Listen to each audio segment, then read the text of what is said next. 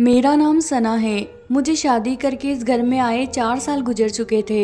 मेरा 2 साल का बेटा था। सास मर चुकी थी जबकि ससुर जिंदा थे। मेरे ससुर के 6 बच्चे हैं, 4 बेटियां और 2 बेटे। बेटियां बड़ी थी। मेरे ससुर ने सबकी शादियां कर दी। फिर मेरे पति, फिर उनसे छोटा एक और बेटा है। मेरे देवर का नाम समीर है। मेरा पति का नाम अमन है।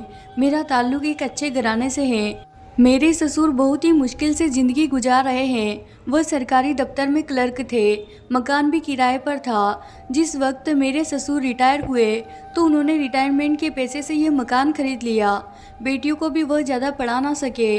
बड़ी 3 बेटियों ने सिर्फ मैट्रिक ही किया था, जबकि छोटी बेटी ने जोर ज़बरदस्ती बीए तक पढ़ाई हासिल की, मगर बीए के फ़ौरन बाद ही उसकी शादी हो गई। मेरे ससुर ने अपनी बेटियों की शादियां करने में देर नहीं की थी, क्योंकि 2 बेटे भी थे। छोटी बेटी की शादी के बाद हमारी शादी हुई। मेरे ससुर रिटायर हुए तो उन्होंने अपनी जगह अपने बेटे यानी मेरे पति अमन को अपनी जगह सरकारी क्लर्क लगवा दिया। मेरे पति की सरकारी नौकरी लगी तो मैंने भी सुख का सांस लिया, क्योंकि उससे पहले मेरे पति प्राइवेट नौकरी कर रहे थे। सरकारी नौकरी में भी तनख्वाह ज़्यादा तो नहीं थी, लेकिन कम से कम यह डर तो नहीं था कि न जाने कब नौकरी ख़त्म हो जाए। जैसे प्राइवेट नौकरी में हर वक्त एक खौफ होता है। मेरे ससुर एक बहुत ही मुश्किल ज़िंदगी गुजार रहे थे। मेहनत करके वह इतने मुकाम पर आ गए थे, लेकिन अब वह कमज़ोर हो चुके थे कि अपनी उम्र से भी बड़े नज़र आते थे। अब मसला था मेरे देवर का। मेरे ससुर चाहते थे कि उसकी भी कोई नौकरी लग जाए या वह कोई कामकाज करने के काबिल हो जाए, तो मेरे ससुर उसकी भी शादी करके अपने इस आखिरी फ़र्ज से भी अदा हो जाए। लेकिन मेरा देवर समीर अपना फ्यूचर बनाने में कोई खास दिलचस्पी नहीं रखता था। उसने अपनी पढ़ाई अधूरी छोड़ दी, सिर्फ मैट्रिक तक पढ़ाई हासिल की, जबकि मेरे ससुर बार बार उसे कहते रहे कि वह कम से कम एमबीए कर ले ताकि उसकी सरकारी नौकरी लग जाए। मेरे पति जहाँ जॉब कर रहे थे, कोई वहाँ पर खाली हो तो वह समीर के लिए भी कोशिश करेंगे। लेकिन न जाने समीर किन ख्यालों में रहता था। उसने सरकारी नौकरी करने से यह कहकर इनकार कर दिया कि एक तो वह क्लर्क नहीं बनना चाहता, दूसरा वह किसी कंपनी में जॉब नहीं करना चाहता। मेरे ससुर उसे कहते कि जितनी तेरी पढ़ाई है उसके साथ तो तू कहीं का ऑफिसर तो नहीं बनेगा। ख्वाब अगर ऊंचे देखते हो तो मेहनत भी उतनी ही करनी चाहिए थी। लेकिन हमेशा की तरह मेरे ससुर और देवर की बहस चलती रहती थी और ख़त्म हो जाती थी। एक दिन शाम का वक्त था। मैं किचन में खाना बना रही थी। मेरे पति और ससुर कमरे में बैठे जरूरी बातचीत कर रहे थे। मेरा देवर किचन में आया। उसने मुझे पूछा, भाभी क्या पापा घर पर हैं? मैंने कहा हाँ, वह अपने कमरे में हैं। खैरियत तो है? तुम कहाँ से आ रहे हो? वह बोला, बाद में बताऊंगा। यह कहकर वह तेज तेज कदम उठाता पापा के कमरे की तरफ चल पड़ा। पापा पलंग के साथ टेक लगाए बैठे हुए थे, जबकि मेरे पति करीब रखी कुर्सी पर बैठे थे। समीर कमरे के अंदर गया और उसने जोर से कुर्सी खींची और पापा के करीब बैठ गया। पापा ने नज़र का चश्मा उतारा और हैरत से बोले, क्या बात है, किस बात की जल्दी है? समीर ने पापा के हाथ में अपने हाथ लिए और बोला, जी पापा बहुत जल्दी है, मुझे आपसे बहुत ज़रूरी बात करनी है।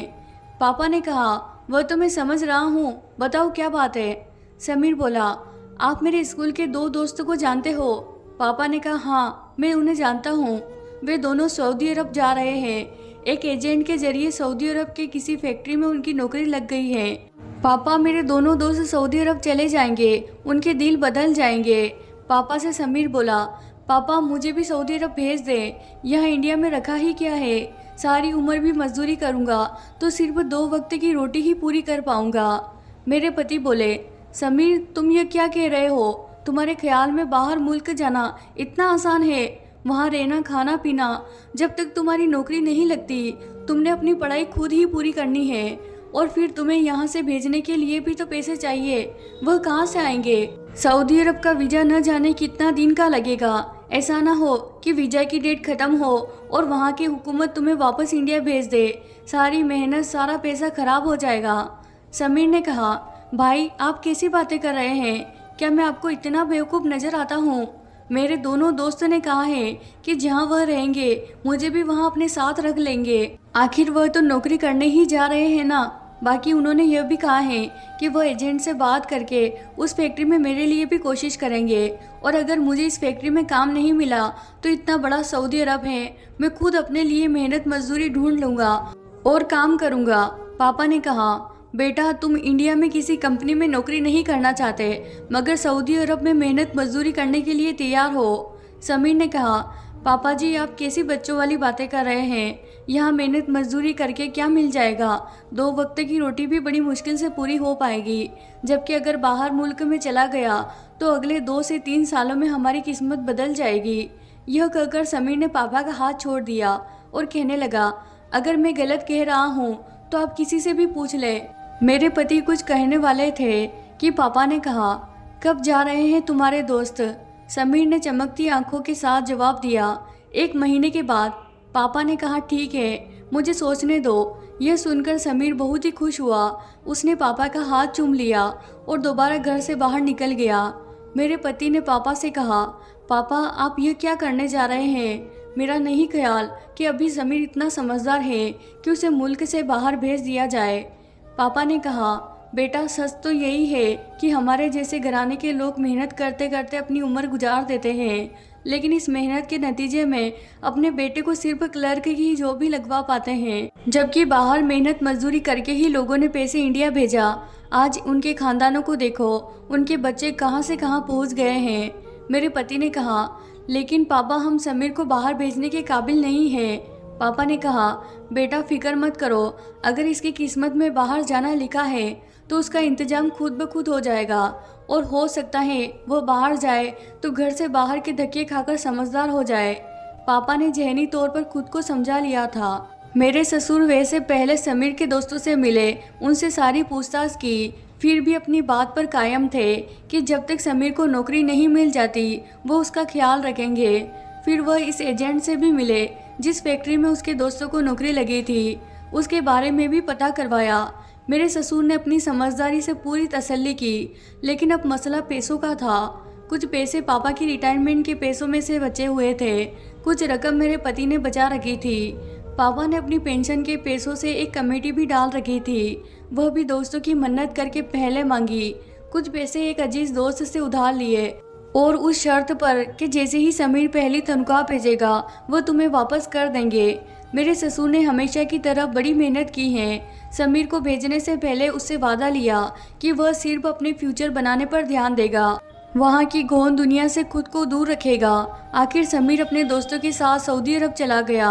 वहाँ पहुँचने के कुछ दिन बाद समीर ने फ़ोन करके खुशखबरी सुनाई कि जिस फैक्ट्री में उसके दोस्तों को नौकरी लगी है, इस फैक्ट्री में उसे भी नौकरी मिल गई है।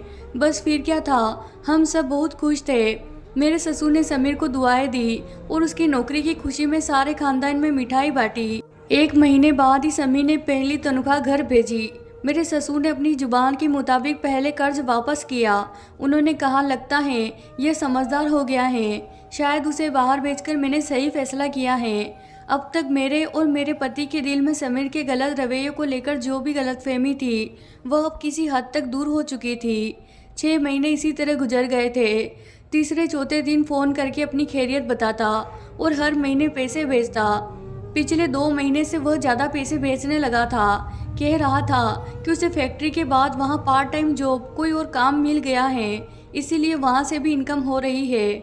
हम सब खुशी से पागल हो रहे थे और हैरान भी थे। मैंने अपने ससुर से कहा, पापा अगर समीर इसी तरह मेहनत करता रहा तो हमारे हालात बहुत ही जल्दी बदल जाएंगे। उन्होंने जवाब दिया, हाँ बेटा, बस ऊपर वाले से दुआ करो कि मेरा बेटा अपने काम को ना छोड़े और गलत संगत में ना पड़े। और ऐसे ही धीरे धीरे 1 साल होने को था। सब कुछ हमारे मुताबिक ही हो रहा था। एक दिन सुबह अंधेरे में घर का दरवाज़ा ज़ोर ज़ोर से बजने लगा। मेरे पति जल्दी से उठे और दरवाजे की तरफ भागे। हम सबकी नींद भी टूट चुकी थी। मैं और मेरे ससुर भी कमरे से निकल कर आए थे। मेरे पति ने दरवाज़ा खोला। सामने समीर खड़ा था और उसके साथ जवान एक लड़की बाहर चादर ओढ़े खड़ी थी। समीर ने बड़े बड़े 2 बैग पकड़े रखे थे। वह घर के अंदर दाखिल हुआ। वह बहुत ही घबराया हुआ लग रहा था। हम सब हैरत से उसे देख रहे थे। वह बोला, भाभी यह मीरा है, उसे कमरे में ले जाएं। मैं उस लड़की को अपने कमरे में ले आई। वह एक खूबसूरत अरबी लड़की थी। मेरे ससुर, पति और देवर दूसरे कमरे में चले गए। मेरे देवर ने कहा कि उसने अरबी लड़की के साथ शादी कर ली है। यह सुनते ही घर में कोहराम मच गया। मेरे ससुर ने कहा, समीर, क्या शादियाँ इसी तरह चोरी छुपे की जाती हैं? उसके घर वाले कौन हैं? क्या यह शादी उसकी रजामंदी से हुई है? ऐसे कई सवाल मेरे ससुर ने अपने बेटे से पूछने शुरू कर दिए, मगर वह किसी भी सवाल का जवाब ना दे सका। सिर्फ एक ही बात कहता रहा कि शादी लड़की के घर वालों की मर्जी से ही हुई है और हम कुछ दिनों तक वापस चले जाएंगे। बहरहाल यह ऐसी बात थी जिसका कोई नतीजा ना निकला। अरबी लड़की को हमारी बातें कुछ समझ नहीं आती। वह इंग्लिश समझ लेती थी और समीर ने वहाँ रहकर टूटी फूटी इंग्लिश बोलना सीख ली थी। सबसे ज़्यादा मेरे ससुर परेशान थे। वह बार बार कह रहे थे, यह खामोशी किसी तूफान का पता दे रही है। मोहल्ले वाले भी तरह तरह की बातें करने लगे थे। मैंने तो शर्म के मारे घर से बाहर निकलना ही छोड़ दिया था। इसी तरह 1 महीना गुजर गया। इसी दौरान मैंने महसूस किया कि यह सऊदी अरब जाने की बजाय किसी और मुल्क में जाने की प्लानिंग कर रहा है। एक दिन आधी रात के वक्त हम सब अपने अपने कमरों में सो रहे थे कि जोर जोर से दरवाज़ा पीटने की आवाज़ आने लगी। दरवाजे की आवाज़ सुनकर सभी उठकर बैठ गए। हम सब कमरों से निकल कर आए। समीर बहुत ही अजीब नज़रों से देख रहा था। जैसे ही मेरे पति ने दरवाज़ा खोला, कुछ मर्द घर के अंदर घुस आए। सबसे आगे जो शख्स था, उसकी नज़र समीर पर पड़ी। वह समीर की तरफ भागा और समीर कमरे की तरफ भागा, मगर उस शख्स ने समीर को पकड़ लिया और अरबी में न जाने क्या कुछ कहने लगा। समीर ने खुद को छुड़ाया और मेरे पीछे आकर छुप गया। उस आदमी के साथ जो दूसरे लोग थे, उनका यूनिफॉर्म बता रहा था कि वह सऊदी अरब की पुलिस के लोग थे। मेरे देवर ने न जाने उनसे अरबी में क्या क्या कहा कि पुलिस वाले मेरी तरफ बढ़े और मुझे पकड़कर ले जाने लगे। मैं खौफ से चीखने चिल्लाने लगी। मेरे पति मुझे छुड़ाने लगे। इतने में समीर की अरबी बीवी कमरे से निकल आई। उसे देखते ही पुलिस वालों ने मुझे छोड़ दिया। अरबी आदमी इस लड़की का बाप था। ऊपर वाला जाने कि उन दोनों के दरमियान अरबी जुबान में क्या बातें चलती रही। हमारे तो फरिश्तों को भी कुछ समझ नहीं आ रहा था। थोड़ी देर की बहस नतीजा साबित हुई और लड़की का बाप उसे खींचते हुए अपने साथ ले गया। समीर ने छुड़ाने की कोशिश की तो उसने बहुत ही गुस्से में धमकियां दी। समीर खामोश हो गया। जाहिर है कि वह लड़की का बाप था, कोई कुछ नहीं कर सकता था। कुछ दिन बाद हमारे घर एक सरकारी आदमी आया। लड़की ने तलाक के लिए केस कर दिया था। उस दिन समीर बहुत ही टूटा और बिखरा हुआ नजर आ रहा था। मेरे ससुर बहुत ही गुस्से में थे। बोले, समीर, तूने हमारी इज्जत का जो जनाजा निकाला है, अब तो निकल ही गया। अब तू बता दे सच क्या है। तब समीर ने बताया, वह जिस फैक्ट्री में काम करता था, यह आदमी इस फैक्ट्री का मालिक था और मीरा उसकी बेटी है। मीरा फैक्ट्री के नौकर के कैश के मामलात को देखती थी और इसीलिए रोज ही फैक्ट्री में आती थी। इसी दौरान समीर और मीरा का कई बार आमना सामना हुआ। बात दोस्ती तक पहुंच गई। समीर अच्छी शक्ल सूरत का मालिक था। उसने मीरा को शादी के लिए प्रपोज कर दिया। मीरा भी समीर को पसंद करने लगी थी, लेकिन जैसे ही उसने अपने बाप से बात की, उसके बाप ने हंगामा मचा दिया। उसके बाप ने फौरन ही समीर को नौकरी से निकाल दिया। समीर पेट्रोल पंप पर काम करने लगा। इसी दौरान मीरा ने समीर के अकाउंट में बहुत पैसे ट्रांसफ़र कर दिए और कहा कि वह बहुत जल्दी उससे मिलने आएगी। मगर मीरा के बाप ने उसकी शादी ज़बरदस्ती अपने दोस्त के बेटे से तय कर दी और कुछ दिन के अंदर ही अंदर शादी की तारीख रख दी। मीरा मौका देखकर घर से फरार होकर समीर के पास आ गई। दोनों ने पहले कानूनी तौर पर शादी की और कानूनी तौर पर अपना लिया। मगर कितने दिन। मीरा का बाप बहुत ही अमीर और पैसे वाला शख्स था। उसने अपने ताल्लुकात इस्तेमाल करके समीर को काम से निकलवा दिया और समीर को अलग अलग तरीक़ों से तंग करना शुरू कर दिया। जब मामला हद से ज़्यादा बढ़े तो समीर ने मीरा को लेकर इंडिया आने का फैसला कर लिया। मगर बुजुर्ग कहते हैं, मोहब्बत ताकत के सामने नहीं झुकती है, क्योंकि मोहब्बत खुद एक ताकत है। दो ताकत की लड़ाई में हमेशा किसी एक को हारना पड़ता है और हकीकत में दौलत की ताकत को रहते हुए देखा गया है। मेरे ससुर बोले, समीर, मैंने तुझे तेरा फ्यूचर बनाने के लिए सऊदी अरब भेजा था और तू इश्क मोहब्बत करने बैठ गया। दिल भी दिया तो अपने ही मालिक की बेटी को। उनका और हमारा क्या जोड़ है? पहले अपनी हैसियत तो देख लेता। अरे मोहब्बत तो लैला मजनू के ज़माने में भी बहुत ही हैसियत देखी थी और इस दौर में मखमल में ताज का पेपर लगाने चला है। इसीलिए इतना पैसा लगाकर अरमानों के साथ तुझे भेजा था। मेरे ससुर जितना गुस्सा निकाल सकते थे उन्होंने निकाला। अगले दिन मीरा के बाप के भेजे हुए वकील और सऊदी अरब की पुलिस समीर को लेने के लिए घर पहुंच गई। मेरे ससुर और पति दोनों ही घर पर मौजूद नहीं थे। शोर शराबा मच गया। मोहल्ले वाले भी हमारे घर के बाहर जमा हो गए। वह समीर को साथ ले गए। मैंने पड़ोसियों के घर से अपने पति को फ़ोन कर दिया। वह भी भागते हुए घर पहुंच गए। मेरे ससुर भी मोहल्ले में ही कहीं बैठे थे। हंगामा का सुनकर वह भी घर पहुंच गए। मेरे ससुर और पति फौरन अदालत के लिए रवाना हो गए। वहां पहुंचकर पता चला कि वह लोग समीर को कहीं और ले गए। मेरे पति और ससुर मायूसी की हालत में घर पहुंच गए। ससुर का बेटे के लिए रो रो कर बहुत ही बुरा हाल था। 1 घंटे इसी अर्जेत में गुजर गए थे कि समीर को कहाँ ले गए हैं। कई घंटे के बाद अचानक समीर घर वापस आ गया। पापा और मेरे पति उसकी तरफ लपके। मेरे ससुर ने बेटे को गले लगाया और पूछने लगे, बेटा कहाँ थे तुम? हमने तुम्हें कहाँ कहाँ नहीं ढूंढा। मैंने देवर को पानी का गिलास दिया। उसने पानी पिया और कहा, पहले तो वह लोग मुझे अदालत ले गए थे कि मैं तलाक के कागजात पर साइन कर दूं, मगर मैंने इनकार किया तो वह लोग मुझे कोठी पर ले गए। मीरा के बाप ने मुझे जान से मारने की धमकी दी तो मीरा ने तलाक के कागज पर दस्तखत कर दिए। बस फिर मैंने भी कर दिए। और क्या करता? मीरा ने अपना फैसला सुनाया तो मैं अकेला क्या करता? यह कहकर समीर उठा और अपने कमरे की तरफ चल पड़ा। इसी दिन मैंने पहली बार समीर को गौर से देखा था। वह हकीकत में उस लड़की से बहुत मोहब्बत कर बैठा था। कुछ दिन बाद ही समीर ने दुबई का टिकट करवा लिया और दुबई चला गया। मगर वहां जाने के कुछ दिनों बाद ही फिर से समीर पैसे भेजने लगा था। वह किस हालत में वहां रहता था कोई नहीं जानता था।